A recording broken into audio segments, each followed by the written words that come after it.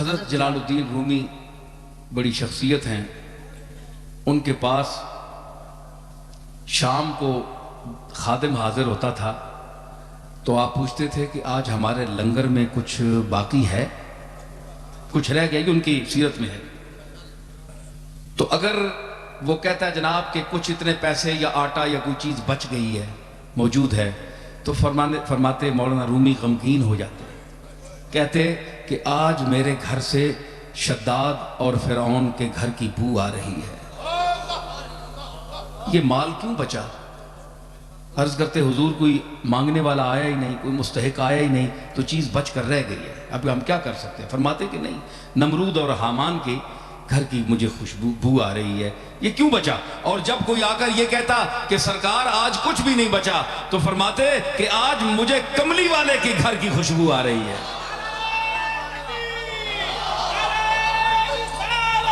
تو مجھے کہاں کی؟ جناب کملی والے کے گھر کی خوشبو آ رہی ہے۔ کیوں؟ اس لیے کہ وہ بھی آپ کے گھر میں بھی کچھ نہیں ہوتا تھا، سب کچھ ہوتے ہوئے میں یہ عرض کر رہا تھا کہ اس طبقے کو اللہ نے لا یعلمون میں شمار کیا، اور جو غریب طبقہ ہے وَاصْبِرْ نَفْسَكَ مَعَ الَّذِينَ يَدْعُونَ رَبَّهُمْ بِالْغَدَاةِ وَالْعَشِيِّ يُرِيدُونَ وَجْهَهُ۔ یہی دیکھیے کیا خطاب ہے موسیٰ علیہ السلام سے، اور فرعون کے ذکر کس انداز سے ہے، اور میں اس غریب طبقے کا اب ذکر کر رہا ہوں قرآن مجید کے ہی حوالے سے، جس کو میں رسول اللہ صلی اللہ تعالیٰ علیہ وسلم کو اللہ تعالیٰ تعلیم دے رہا ہے۔ وَاصْبِرْ نَفْسَكَ مَعَ الَّذِينَ، اے میرے رسول اپنے آپ کو جمائے رکھ، متصل رکھ، مَعَ الَّذِينَ يَدْعُونَ رَبَّهُمْ بِالْغَدَاةِ وَالْعَشِيِّ، جو اپنے رب کو پکارتے ہیں رات اور دن، اور صرف اس کی رضا کے طالب ہیں۔ تفسیریں اٹھا کر دیکھ لیں کہ وہ طبقہ کون تھا۔ حضرت خباب تھے، جناب ابو ہریرہ تھے، جی عمار تھے، بلال تھے، صہیب رومی تھے۔ یہ وہ طبقہ تھا جو غریب ترین حلقہ صحابہ تھا، جن کے پاس نہ کوئی کھانے کی روٹی تھی۔ علماء نے لکھا کہ یہ اصحاب صفہ جو 70 آدمی وہاں بیٹھا کرتے تھے سرکار کے جلوگاہ کے سامنے، تو وہاں جو بیٹھے رہتے تھے اور جو ٹک ٹکی باندھ کر دروازے کی طرف دیکھتے رہتے تھے، کچھ پیسہ نہیں تھا، نہ کوئی کھانے کو، نہ اوڑھنے کو، نہ بچھونا، کچھ بھی نہیں، گھر چھوڑ کر آئے تھے۔ کون گھر چھوڑتا ہے؟ کون گھر چھوڑتا ہے؟ یہ آج کل بھی ایک طبقہ ہے جو چند دنوں کے لیے گھر چھوڑتا ہے۔ تو آپ یہ نہ سمجھیں کہ یہ بھی ان صحابہ کے اتباع میں چھوڑ رہا ہے، ان کی شان اور ہے جی، وہ اور شان ہے، یہ اور انداز ہے، اس کے پیچھے اور بڑی باتیں ہیں۔ اللہ کرے کہ صحیح نیت ہو تو ہمیں خوشی ہوگی، لیکن ان کو دیکھیے کہ جو گھر چھوڑ کر کملی والے کے دروازے پر بیٹھے، حضور نے ان کو کیوں منع نہیں کیا؟ میں یہاں ایک بات کرتا ہوں بھائی، ادھر دیکھو مجھے، میں اب جانے والا ہوں، جا رہا ہوں میں۔ حضور نے انہیں کیوں منع نہیں کیا؟ اپنا گھر چھوڑا، اپنے بال بچے چھوڑ دیے، میرے دروازے پر کیوں بیٹھے ہو؟ جاؤ اپنے گھر۔ کوئی حدیث مجھے بتائیں کہ سرکار نے ان کو اٹھایا ہو؟ نہیں اٹھایا، بیٹھے رہے ساری عمر، ہے جی۔ انہوں نے بھی کہا ہے جی کہ ہم اٹھنے والے نہیں ہیں۔ لا بٹھایا تیرے کوچے میں خدا نے ہم کو، لا بٹھایا تیرے کوچے میں خدا نے ہم کو، لا بٹھایا تیرے کوچے میں خدا نے ہم کو، نہ اٹھیں حشر بھی آئے جو اٹھانے ہم کو، نہ اٹھیں حشر بھی آئے جو اٹھانے. ہم نہیں اٹھنے والے.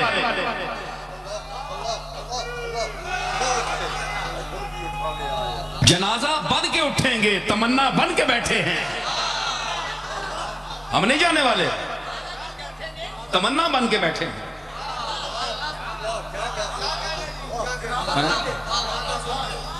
تو حضور نے ان کو اٹھایا نہیں. جاؤ اپنے گھر بار جاؤ، سنبھالو، بچوں کو دیکھو. آج جو کہتے ہیں تم جالی کے سامنے کیوں کھڑے ہوتے ہو؟ حضور ناپسند کرتے ہیں. وہاں اوپر آیت لکھی ہوئی ہے لا ترفعوا اصواتکم فوق صوت النبی. حالانکہ یہ بات نہیں ہے کہ کوئی وہاں کوئی گستاخی کے لیے اونچی آواز کرتا ہے. ہر آواز کا اونچا ہونا تو گستاخی نہیں ہے. تو جو تو تم گلے پھاڑ پھاڑ کر اللہ سے مانگتے ہو تو یہ اللہ کی گستاخی ہے. اللہ بڑا ہے کہ رسول بڑا ہے؟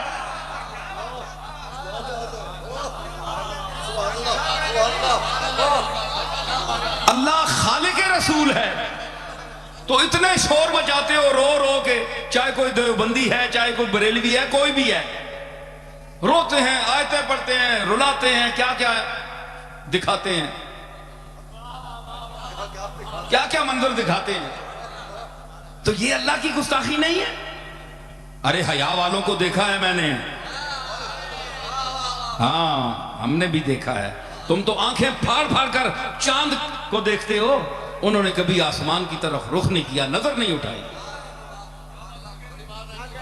یہ مفتی صاحب کے بیٹھے ہیں، یہ مفتی ظہور اللہ، ان کے چچا مولانا فرید الدین صاحب، میں نے ان کو دیکھا ہے.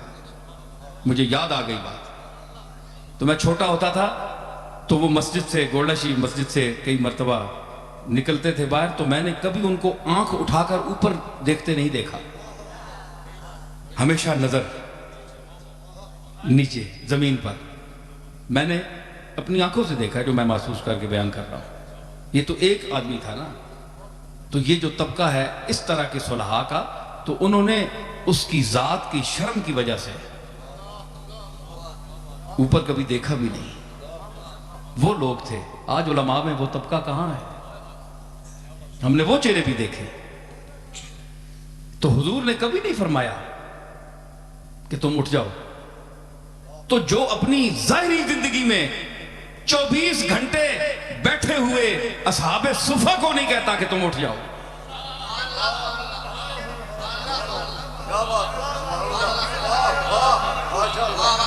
تو آج جالی کے سامنے جو فقیر بن کر اس کی جالی کے سامنے اپنے دامن پھیلا کر کھڑے ہوتے ہیں، کیا آپ یہ توقع کوئی کر سکتا ہے جس کا دماغ حاضر ہو، جو عقل مند ہو، جو چبل نہ ہو؟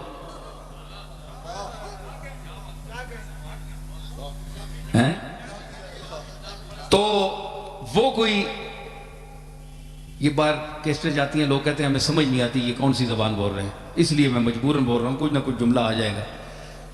تو وہ جس وقت پھر ذرا شباب پہ آتا ہے نا مسئلہ، تو پھر نکل جاتے ہیں جملے. تو اس میں کبھی آپ نے نہیں فرمایا، کسی بیٹھے ہوئے کو نہیں فرمایا کہ تم اٹھ جاؤ. یہ تو تمہارے گھر بھی کوئی آ جائے تم اٹھاتے ہو؟ جو اعتراض کرتا ہے وہ گھر سے کسی آئے کو اٹھاتا ہے یا دروازہ بند کرتا ہے یا کہتا ہے جاؤ دفع ہو جاؤ نکل جاؤ؟ تم اتنے تمیز والے ہو.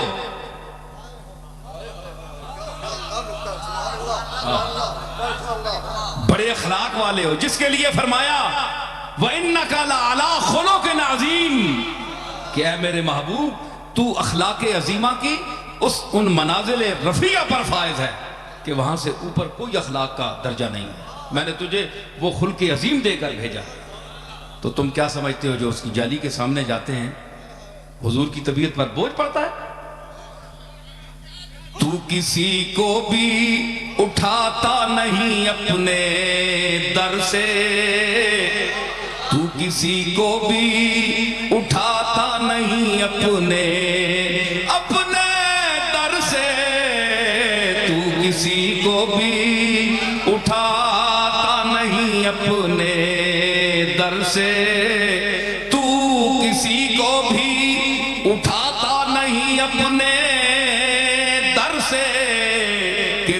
شان کے شایاں نہیں ایسا کرنا کہ تیری شان کے شایاں نہیں ایسا کرنا کہ تیری شان کے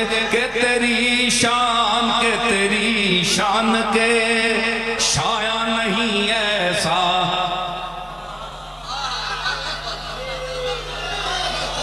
یہ تیرا کام ہے اے آمنہ کے در یتیم، یہ تیرا کام ہے اے آمنہ کے در یتیم. ساری امت کی شفاعت تنہا کرنا، ساری امت کی شفاعت تنہا کرنا، ساری امت کی شفاعت تنہا